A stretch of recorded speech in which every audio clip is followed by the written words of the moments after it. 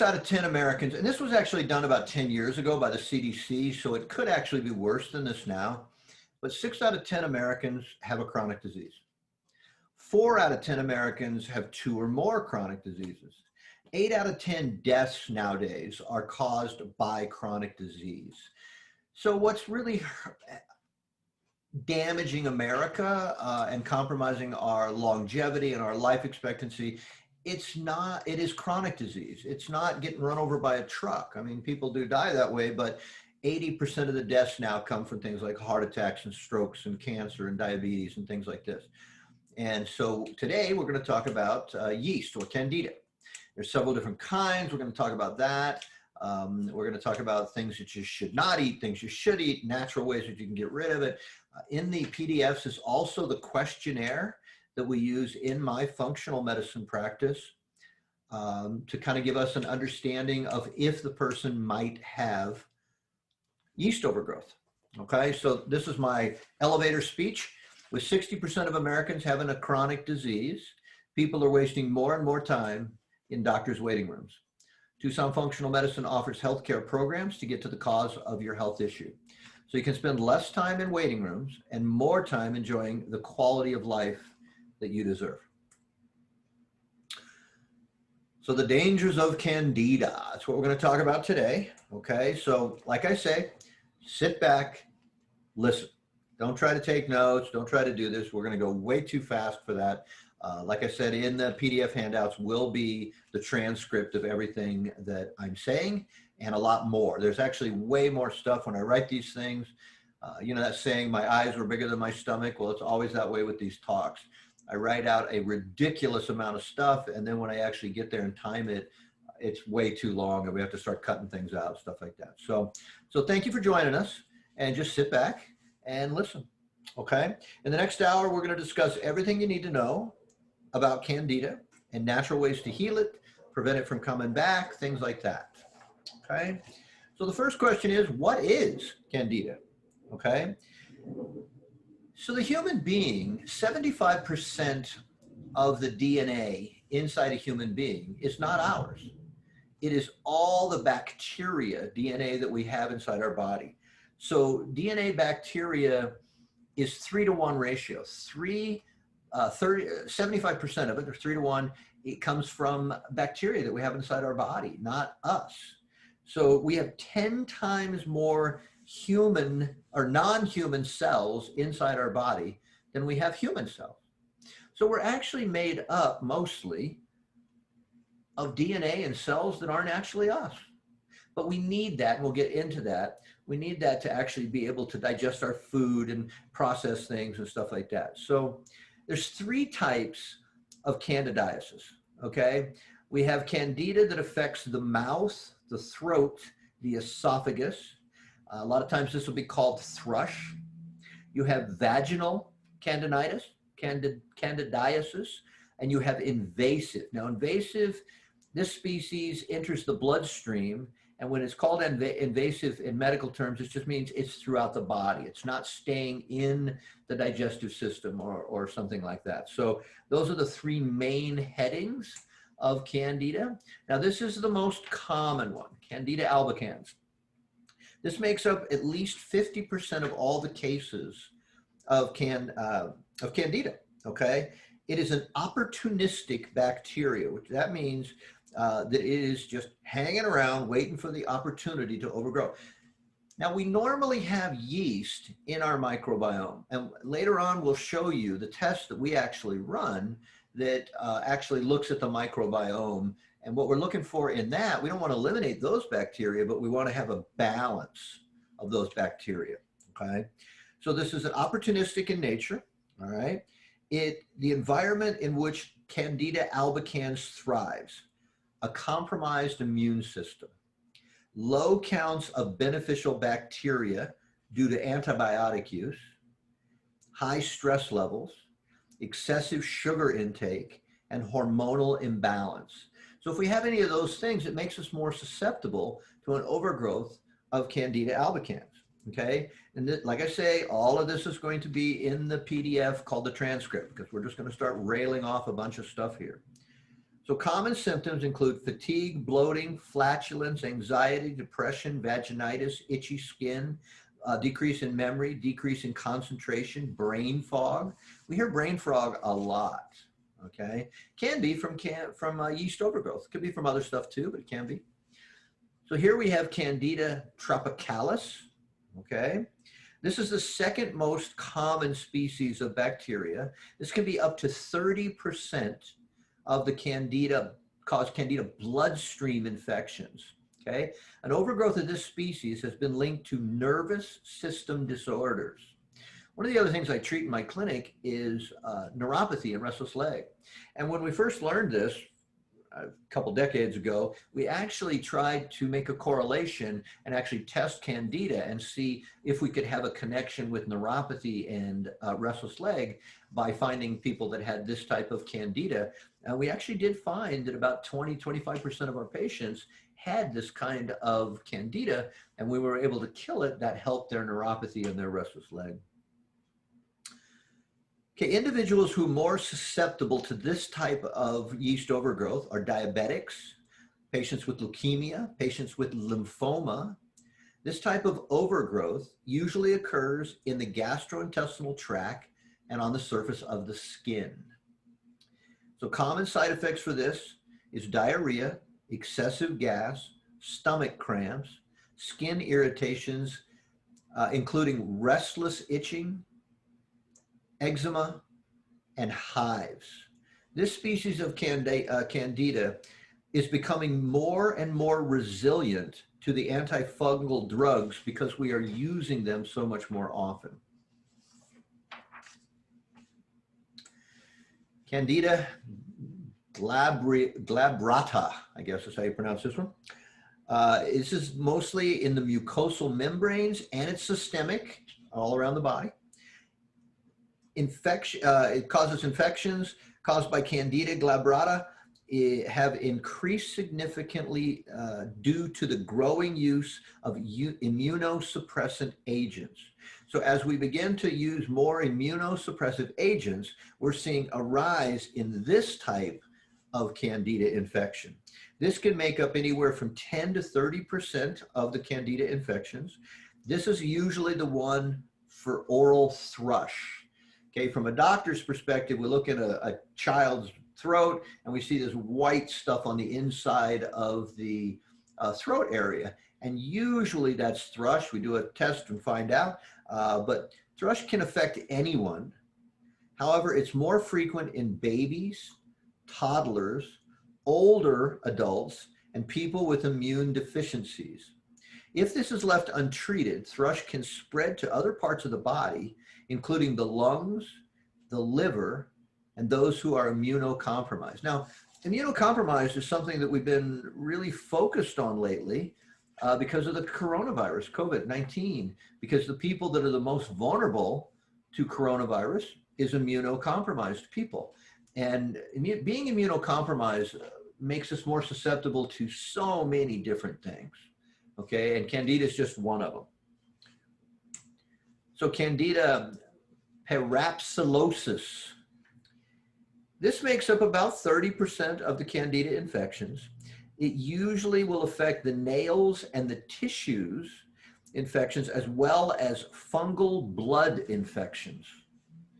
Okay, the symptoms are most common among immuno-impaired people, and it can produce flu-like symptoms, chronic fatigue, systemic infections.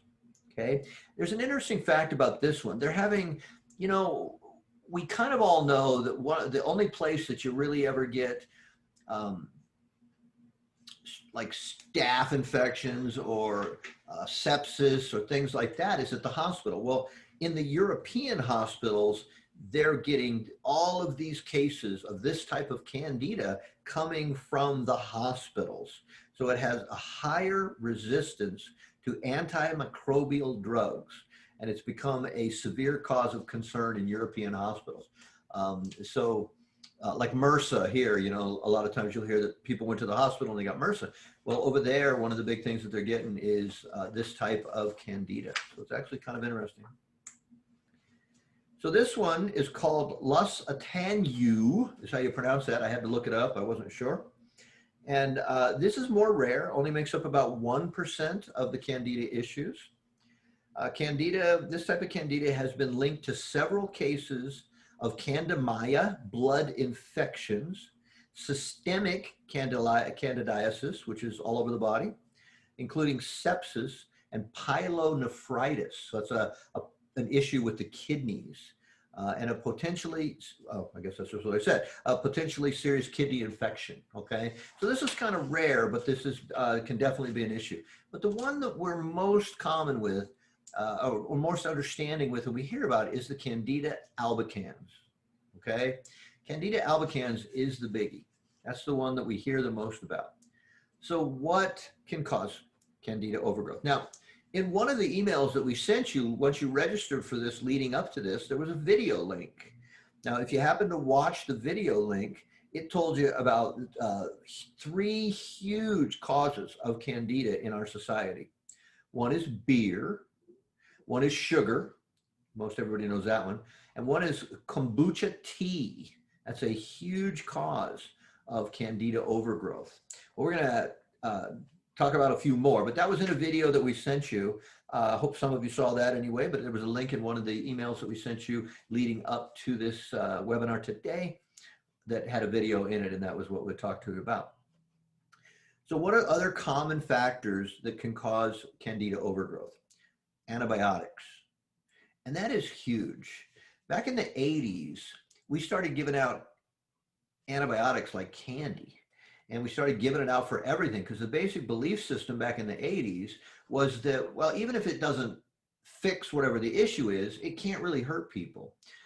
Well, what we've actually done now is we've created superbugs. We've created bugs that have continually adapted to the antibiotics. And we have some of these bugs now that we can no longer kill with antibiotics because we use them so common. Well, one of the problems with the antibiotics is it kills not only bad bugs, but it also kills good bugs. And that can create an imbalance in the microbiome inside the digestive tract, which then can cause an overgrowth of Candida, okay? Eating a diet high in sugar and refined carbs, high alcohol intake. Alcohol is huge in sugar, okay? We use sugar to ferment. Alcohol, a weakened immune system, taking oral contraceptives, so birth control pills can really cause an overgrowth of yeast overgrowth, diabetes, high stress levels. Gut health is a major influencer of serious illnesses. So let's take a look at what it means to have a healthy gut microbiome. Now, in the year 1999, there was a doctor by the name of Dr. Gershon. And he wrote a book that a lot of you may have heard of called The Second Brain. And what he figured out was the digestive system is actually independent from the brain. And everything that runs the brain is found in the digestive tract. So it's relatively new. It's only about 20 years old, but we are now, this understanding that the digestive tract, the gut-brain connection, we now have all kinds of possibilities of helping brain problems through the digestive tract. So autoimmune diseases are on the table, dementia, Alzheimer's, autism, ADD, ADHD, all these things that affect the brain, we're now finding that we can actually impact through the digestive tract. And that was relatively unknown. I mean, there were some people that kind of hinted around with it, but Dr. Gershon in the book called The Second Brain is the guy who really put this together. And he did it, I believe it was 1999 is when he did that. And so this has opened up a whole new branch of medicine. We used to think that autoimmune diseases, we really couldn't do much about them, or autism or things like that. And we're finding that's just not true. We can really have some big effects through the digestive tract. So yeast is a very difficult thing to find on a test. And the reason is the chemicals that they use to preserve the bacteria in the digestive tract, so like a stool test, the chemicals that they use to preserve the bacteria kills the yeast. So it's so rare that yeast comes up on a stool test. Very, very rare. So this is the 46th marker of a test that we run called the organic acids test. And this is a urine test, but a lot of times we will actually see discarded yeast through the urine, and it will cause this number to go up. So we actually find yeast infections most of the time through the organic acids test, not through the stool test. Okay, so what they're saying here is the, let me see if I can turn this on. So what they're saying here is below 73 is what we want. This person has 13. Okay, so no issues whatsoever. But we find a lot of people that their number will be way up here, or it'll be 180 or something like this. And this is how it's D-arbenitol is the name of the marker. And this is how we are finding most of the yeast infections now is through it. A lot of times we'll actually just treat the yeast infection based on symptoms because it just comes up so rarely in the actual test. But in the organic acids, we have this test and we can find yeast in this test, on this urine test. So let's talk about the gut microbiome, okay? There's about 100 trillion good bacteria that live in and on our bodies, most of which can be found in the gut. In fact, our gut is swarming with all sorts of microbes and various bacteria. A healthy gut has a balance of good and bad bacteria. And here in a minute, we're going to show you a test. We run a test called the GI map test, and we're going to show you an imbalanced microbiome, how it shows up on the test, and then after treatment, how it can show up. So I'm going to show you that here in a minute. But the good guys are beneficial bacteria that help enhance our health, like probiotics. It should also be noted that a healthy balance is considered to be a balance of 85% good bacteria and 15% bad bacteria, okay? So antibiotics, Clostridium difficile, is something that can come on not super often, but it can come on after a round of antibiotics because the antibiotics kill the good and the bad. And sometimes what happens is the bad bacteria outgrows the good bacteria. And then we have all these issues, and it's because the balance is thrown off. So remember, the balance in the microbiome is 85% good, 15% bad. The beneficial bacteria is needed to help the body break down foods, absorb nutrients. When our gut is out of balance, the bad bacteria coming from various sources such as food, environmental toxins, stress can cause the bad bacteria to grow. They take advantage and multiply quickly, causing harm to the body. So one of the things that we put people on if they have to go on an antibiotic is a lot of times we will put them on, let's say the antibiotic protocol is 10 days. The last 5 days, we'll put them on a probiotic. Bifidobacillus FOS is one of the ones that we use a lot. And that one is replacing the good bacteria at the same time that the antibiotic is killing the bad bacteria. And so what happens with this is that allows the balance to stay established. Okay, not everybody has this problem, but we run a test called the GI map test. Okay, now this is a stool test, but it is a new test. It's only been around for a few years. That's actually looking at the DNA. So what we used to do in stool tests, and they still do, but we used to look through a microscope and we're looking for the bad bacteria, or we take a petri dish and we put some chemicals in it and we put some of the stool in there and we see if it grows certain bacteria. That's how stool tests were done for years and years and years. Well, now there's a new technology that's looking for DNA. And so the DNA shows up with every stool sample, whereas bacteria and stuff doesn't show up. That's why stool tests, there was always 3 stool samples on 3 different days that you had to do. Well, now with this GI map test, there's only 1 sample that you have to do because the DNA is always present in the stool. So they're actually searching for the DNA now. So this example right here is an imbalance. So you'll see here, stage 1 of this test is the bacteria that is supposed to be there. Okay, so this is the normal bacteria. This is what we would call the microbiome, okay? And so what we're looking for here is a balance. We want nothing high and nothing low. So when we have highs and lows on this test, what it's telling us is our microbiome is not in balance. So what we have to actually do is put you on some pills that actually balances it out. So this is an imbalanced one. They have one high and one low. And after treatment, this is what it looked like on a retest. So when we did the retest, they went from having a high and a low, which is an imbalanced microbiome, to not having any highs or any lows. And that's a balance. That's the balance in the microbiome. So this is what we call stage 1. So there's 3 parts of this test. The first test, stage 1, this is the normal bacteria that we should have in our digestive tract. So that's what we're looking at in this part right here. The second part, or what we call stage 2 of this test, is all the organs that are involved in the digestion process.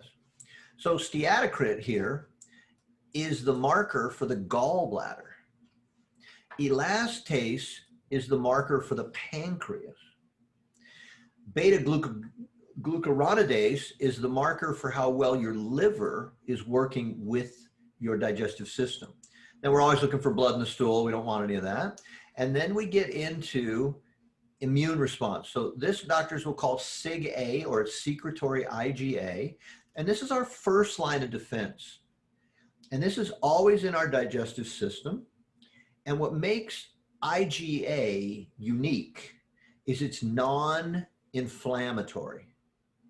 So we have IgG, IgE, IgM. We have a lot of other ones. And those also run as our immune system. But what makes IgA better, it's probably the wrong word, but what makes it our first line of defense is it's non-inflammatory. And all the other antibody responses, IgM, IgG, IgE, are inflammatory. So what we don't want is this number to be really low, right? And we see this quite a bit. And what does this tell us? This tells us that their first line of defense in this person is not up to par, right? So maybe it's 300 instead of 510. And what this means is that person is going to be more susceptible to anything that gets into our digestive tract that shouldn't be. So this is our first line of defense. Inflammation. This is a huge problem.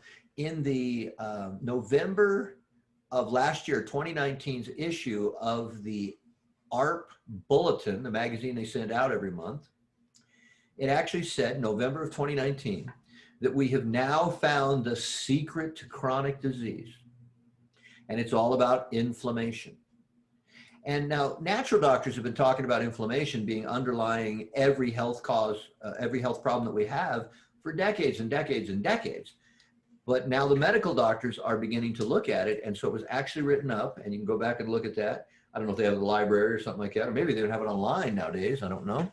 But you could read it November of 2019, the ARP Bulletin. They have a whole article about how inflammation is underlying all chronic disease. So this is a test. Calprotectin is a test to show us about our inflammation. There's other tests that we use. On the blood test, we would use CRP, then a functional medicine doctor, and that one a normal medical doctor will run on the blood test, CRP. It's an inflammation marker, and it's good. It's a good marker to use. But a functional medicine doctor also looks at homocysteine and fibrinogen, which are 2 other huge inflammation markers on a blood test. And the regular blood test that a functional medicine doctor will do, at least we do, I don't know if every functional medicine doctor does it, we look at CRP, C-reactive protein, and homocysteine and fibrinogen. We have this test on the GI map test. We also have some markers on the organic acid test that tells us about inflammation and stuff like that. So we have a lot of different markers to tell us about inflammation. Inflammation is one of the worst things that we can ever possibly have in the human body. So the third part, so Stage 1 was the bacteria that we're supposed to have in. We need a balance of that. We want to have that bacteria, but it needs to be balanced. Nothing high, nothing low. Stage 2 was what we just looked at. That's this one. So here's stage 1, normal bacteria. It says that right up here in the corner. Stage 2 is the intestinal health. These are the organs and the system and how they're working together, and is everything doing what it's supposed to be doing. Stage 3, which makes up a little over 50% of the test, these are the bugs that shouldn't be in there at all. Okay, they shouldn't be in there. So what should be on this test, every one of these should be less than DL. And what that actually means is less than detectable limit. So that means there wasn't even enough in the sample that you sent to detect anything whatsoever. But sometimes these are pathogens. This is bacterial pathogens. So E. coli, we hear about this one on the news every once in a while. You know, if you ate at the salad bar at this restaurant, you know, it caused E. coli, and we got an E. coli break. So what we want for this one, the bacterial pathogens, is everything to be less than detectable limit, less than DL, okay? So this particular sample has a high of E. coli, okay? These are parasites. We don't see a lot of parasites in America. Usually a lot of times we do. People can get them from, they travel. You know, we were camping in Mexico and we drank water, or camping anywhere for that matter, and we drank some of the stream water without filtering it or something like this. So we had a patient with this one. This is called crypto, is usually what this one is called. And one of the leading places that we can actually get cryptosporidium is from pools. Okay, so you can get it from swimming at the city pool or something like this. So again, we have parasites, we have bacterial, okay, bacterial parasites, and we want all of these to be less than detectable limit. Then we have viruses, okay? So then we also look at H. pylori. Helicobacter pylori is what this one actually is. And this is the bacterial infection that grows ulcers, okay? So this test actually has some unique stuff. This has virulence factors. And so if we have this, if this was red and we had H. pylori, then these numbers tell us how hard it's going to be to kill it. So there's two ways you can kill H. pylori. One is with an antibiotic, and one is with a natural herbal biotic, I guess we would call those. And I had a patient, and she actually checked with her doctor because she was going to go the antibiotic route. Now, I don't know if this is true for every doctor, but she checked with her medical doctor.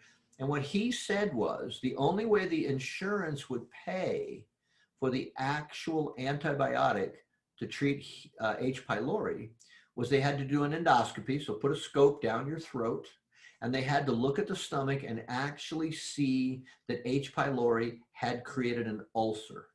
So if you had H. pylori, but it hadn't created an ulcer, the insurance will not pay for the antibiotic treatment. I thought that was interesting. I didn't know that up until a few months ago. One of my patients told me that. But this is another type of bacteria. We don't want this one. This one actually usually lives inside either the stomach or the actual first section of the small intestines called the duodenum. But this is another part of stage 3 in that GI map test. So we had pathogens, we got bacterial, parasitic, viruses. We're also looking at H. pylori. We're also looking at opportunistic bacteria, right? So again, we want these all to be less than DL. And here we have some type of opportunistic. So I always picture these guys as the guys hanging out in the street corner with the leather coat on. And they're always just waiting for that opportunity, the opportunity to go and break into a store or something like that. So that's how I always picture these opportunistic bacteria, are just kind of hanging out, waiting for the opportunity. And when they get it, they run in there and they infect the digestive tract. So this is called opportunistic bacteria. Then we have funguses and yeasts, okay? But rarely does yeast come up on this, okay? So here's Candida species, and here's Candida albicans. But a lot of times we will get these to show nothing, but then on that organic acids test, it will come up positive. So we can't just look at one test and find out if you have yeast overgrowth or not. We use this test in conjunction with the organic acids. And usually we get a good picture of this, okay? But this is fungus and yeast, another part of that stage 3. And then we have viruses, okay? So those are the tests that we actually run. Look, not specifically looking for yeast, but some people come in with just yeast and we do run those tests, but we're usually looking for what is going on in the digestive system. We run what's called a SIBO test, small intestinal bacterial overgrowth test, to tell us what's going on in the small intestines. And then we run the GI map test to tell us what's going on in the large intestines.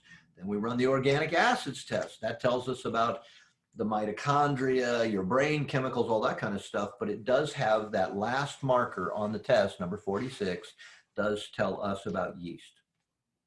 So I'm going to read a bunch of these, and like I say, don't worry about writing them down. They'll be in the transcript. But what are the common symptoms of Candida? Okay, a persistent, intense sugar craving. Cravings for processed carbs such as bread, pasta, pastries, brain fog, anxiety or depression, mood swings and irritability, vaginal yeast infections, itching, swelling, discharges, poor focus and concentration, developing new food sensitivities and intolerances, white coat on your tongue, digestive issues, gas, bloating, constipation, diarrhea, mucus in the stool, skin issues, acne, eczema, psoriasis, itchy ears, low libido, unexplained fatigue and exhaustion, skin or nail funguses, canker sores, flu-like symptoms. Every one of these is made worse in cold, damp, or humidity conditions. So if you live in an area that is cold, damp, or has a lot of humidity, you are going to be more susceptible to Candida because they actually come on worse in those type of environments. So what are some common conditions that you hear tossed around a lot that can signify yeast overgrowth? So oral thrush, we talked about that one earlier. Tiredness and fatigue. It's one of the things that we always look for now with our chronic fatigue or fibromyalgia patients. We didn't used to, but now we look for yeast overgrowth. Sometimes they're chronic fatigue and stuff. Part of it, not all of it probably, but part of it might come from yeast overgrowth. Reoccurring genital and urinary tract infections. Digestive issues. Okay, when the balance between the good and the bad bacteria is impaired, you can experience digestive issues, including constipation, diarrhea, nauseousness, gas, cramping, and bloating. Sinus infections. Chronic sinus infections, antibiotics are commonly prescribed for sinus infections, and that can predispose us to a yeast overgrowth. So chronic sinus infections can be an issue. Skin and nail fungus infections. So there's a lot of things that can come from yeast overgrowth or Candida overgrowth that we wouldn't normally think of for yeast overgrowth. I had a guy that came in and he had chronic bladder infections. That's just a side story, doesn't have anything to do with yeast. But one, guys almost never get chronic bladder infections. They might get a bladder infection every once in a while, but chronic, that doesn't happen to guys, very, very rarely. We looked for yeast in this guy. We looked for the microbiome. We looked for everything, and nothing was coming up. And so part of our dietary protocol is we have people eliminate gluten. Now, gluten is a huge cause of an imbalance in leaky gut and imbalance in the bacteria. Now, in the PDF handouts will also be our list of food additives and foods and things like that that have gluten in it. One of the big problems that we have in America is the government has determined that there's only 13 grains that have gluten in it. And so for a product to say it's gluten-free, all they have to have is they don't have those 13 grains and they can say gluten-free. There is a ton of things that have gluten in it, but they can tell you it's gluten-free even if it hasn't. So one of the things I always use is ketchup.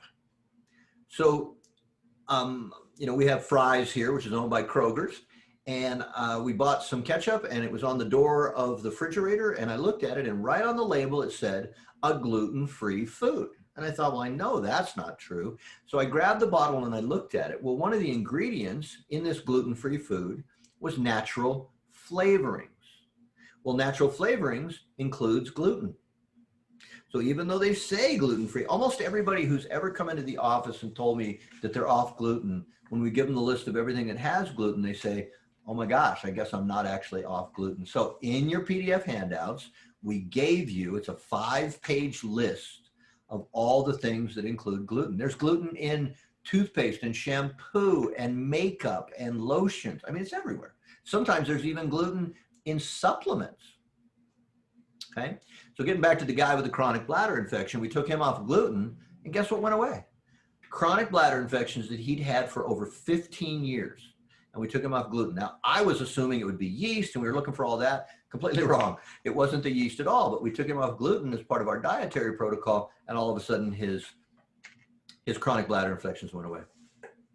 That's the amazing thing about functional medicine. We look at the body as a whole. And we in America anyway, probably everywhere, but in America, we're always looking for cause and effect. And a lot of times the actual cause doesn't seem to have any connection with the effect. And that's one of the things that I think is going to take a while for functional medicine to kind of overcome, is this cause and effect mentality that we've been taught by the traditional medical model for 40, 50 years. And when we, why would gluten have anything to do with chronic bladder infections? Not quite sure, but it sure fixed his problem. And all the things that I thought was going to do it didn't. But we were able to do it by looking at the body as a whole. So illnesses linked to Candida. Overgrowth of Candida is associated with several diseases: gastrointestinal tract diseases, leaky gut syndrome, ulcerative colitis, Crohn's disease, eczema, autism, fibromyalgia. They're now beginning to move in the direction of cancer. Some types of cancer, we're now starting to see chronic yeast overgrowth in certain types of cancer. So current research is examining the link between cancer and fungal overgrowth. So we're going to talk a little bit here about things not to eat. There's this new push in the natural health world about mushroom coffee. Well, mushrooms are a fungus. And so I really question whether we should be moving into that as far as the potential of possibly the new connection with cancer and fungal overgrowth. I don't know, just a thought, we don't know yet. There's many believe that there's a connection between cancer and Candida, and they're now beginning to connect those in the research, but it's just at the beginning, so we don't really have enough research yet to say that. Sugar. So Candida albicans, the most common one, has a high affinity for glucose. This Candida organisms, they need sugar like glucose, fructose, and sucrose to provide them with the energy to grow. The sugar enables the Candida yeast cells to switch to their more destructive fungal forms. So if we give the body too much sugar, Candida can now turn into the fungal form of Candida, which is the truly destructive form of Candida. They survive on sugars, okay? Some research firmly believes, we talked about this a little bit, the rise of cancer rates in at least over the last 80 years could be due to the modern carbohydrate-rich diets, processed white sugars, refined flour, high fructose corn syrup, and other foods that are high glycemic. Over the last 80 years, as our diet has become low-fat, high carbs, we've seen an exponential rise in cancers. And so researchers are now beginning to look at what is the connection with sugar and cancers, right? Well, sugar's an acid. And the natural world has been telling people for decades that cancer grows in an acidic environment, doesn't grow in an alkaline environment. And our diet Animal products create acid, simple sugars create acid, and everybody is born with cancer cells. So yeast overgrowth is linked to a poor immune function. When combined with increases in refined sugar consumption, it's no wonder that we're so sick. So this COVID-19, we've been eating this high carb diet, which is lowering our immune system like crazy. We have all these other diseases, and that makes us more immunocompromised. And now what we're doing is now we have this coronavirus, and all of a sudden this is beginning to play a much bigger part than if the majority of Americans had a high immune system. All right, so we're going to read off a bunch of stuff. It's in the transcript, okay? So these are foods to eat more of so that you don't get Candida overgrowth, okay? So non-starchy vegetables like artichokes, broccoli, celery, eggplant, kale, onions, spinach, zucchini. Low sugar fruits like avocado, lemons, limes, olives. Non-glutinous foods, okay? Like I told you, that's in your handout, everything that has gluten in it. Healthy protein like eggs, herring, salmon. Low mold nuts and seeds like almonds, flax seeds, hazelnuts. Herbs and spices and condiments like apple cider vinegar, basil, cloves, paprika, rosemary. Healthy fats and oils like flax oil, olive oil, sesame oil. Sweeteners like stevia or erythritol. One thing, I did the ketogenic diet for a while, and one of the things that we really got into was European sugars. So European sugars are very sweet, but they're very low on the glycemic index. So they satisfy the sweetness added to foods, but yet it's not like fructose or sucrose or something like that that's driving the glycemic index. So fermented foods like kefir, olives, sauerkraut, drinks of like chicory coffee, herbal teas. We talked about no mushroom coffee. I'm really starting to tell people we probably shouldn't be doing that. It's a huge push right now in the natural health world of mushroom coffees. So those are things to eat, all right? Like I say, the list is in the transcript. Foods to avoid. High sugar foods like bananas, dates, fruit juices, grapes, gluten. Meats like pork, lunch meats. Fish like tuna and swordfish. Moldy nuts and seeds. Condiments with added sugars. Ketchup has added sugars.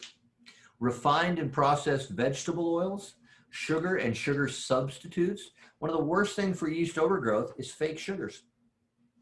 So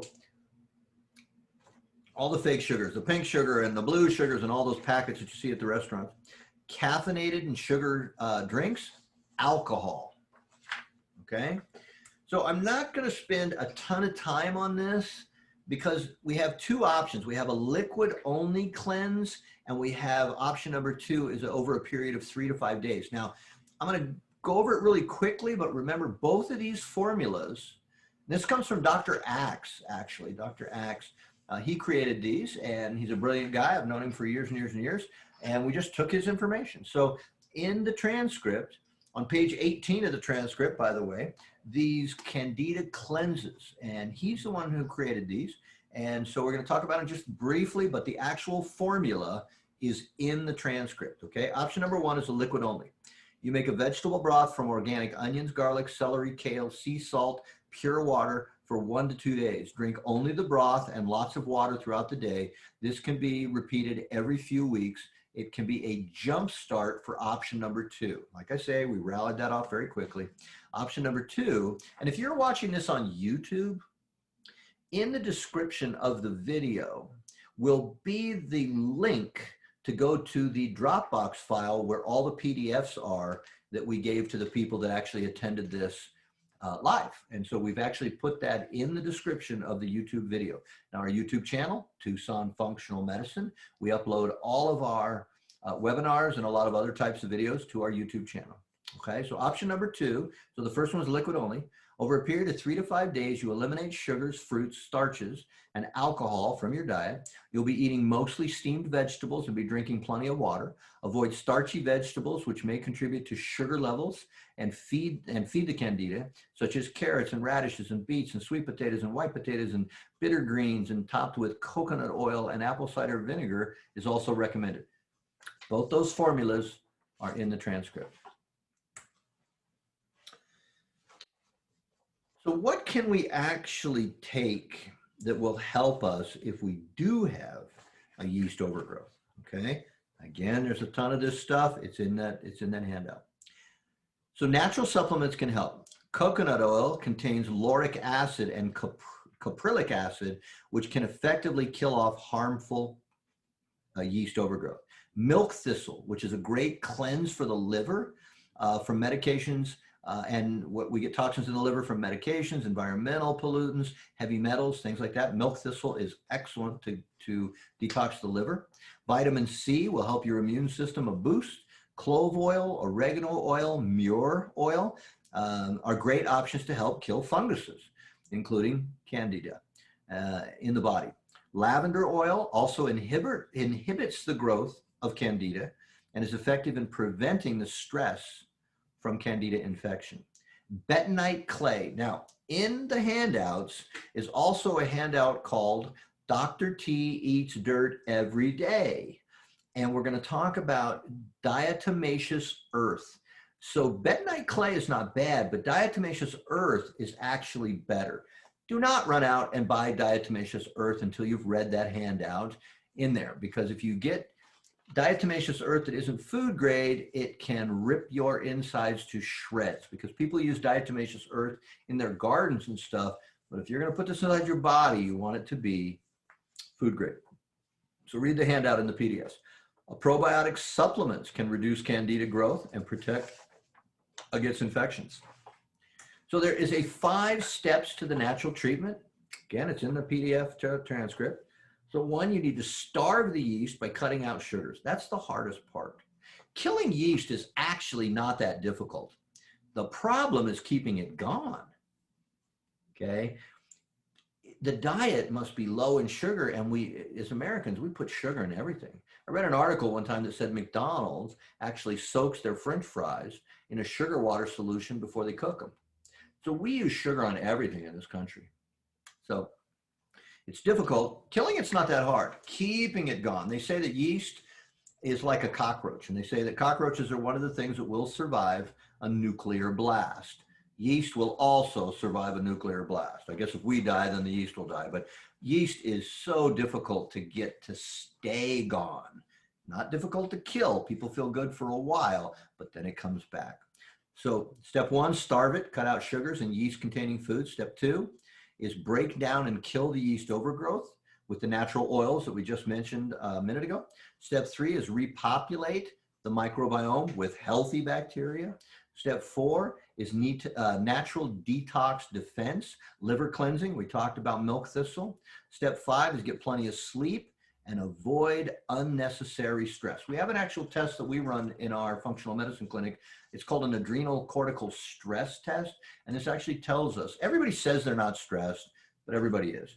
And so we run that test to see how your body's dealing with stress, because when you have a lot of stress, you sacrifice your entire digestive system, because when I'm trying to survive the saber-toothed tiger, I don't really care about how the digestive system is working. And most Americans are stressed out all the time. So what we've done is repackage the saber-toothed tiger, and we now call it husbands and wives and kids and parents and bills and the government and the coronavirus and on and on and on. Step 5 is get plenty of sleep, avoid unnecessary stress. This would be a good time. So we do the adrenal cortical stress test as a test we run for the stress levels. So functional medicine is really the key doctors to go to about yeast overgrowth nowadays, okay? Functional medicine doctors, we're looking at the body as a whole, and you must address the body as a whole to actually solve the yeast overgrowth problem. Because if your problem is stress, we have to deal with the stress. If your problem is an imbalanced microbiome, we have to deal with that. And medical doctors really aren't equipped to deal with the body as a whole. The medical doctor would give you some sort of an antifungal if they found that you had a yeast overgrowth. And that might be okay to kill it initially, but what you want is to kill it and then to put the pieces in place so that it doesn't come back. Right? A functional medicine doctor can help you with every step of the way, from testing for Candida to treating the symptoms and maintaining good health to try to prevent yeast from coming back. Okay, so as we said, killing Candida is not that difficult. Keeping it gone is the real problem, okay? And that it has over an 80 to 85% reoccurrence rate. So we kill it, people feel good for a little while, and then they don't feel good because it's come back. And so we have to set the stage through looking at the body as a whole, dealing with the entire digestive system, your food, all this kind of stuff, stress levels, sleep, when do you go to bed, you know, all this kind of stuff, if we really want to get to the bottom of preventing the yeast from coming back, okay? So the other thing that has a huge reoccurrence is SIBO, small intestinal bacterial overgrowth. It also has a 80 to 85% reoccurrence. And so there's a bunch of very brilliant doctors that are working on ways to help prevent that from coming back too. So again, killing SIBO, killing yeast is not that difficult. Keeping it gone, that's the real trick. So Q&A, okay, so this is how we're going to do the Q&A box here in a second as soon as I stop sharing my screen. But you can also send me an email at drT@TucsonFunctionalMedicine.com if you want to ask a question, but you don't want me answering it in front of everybody.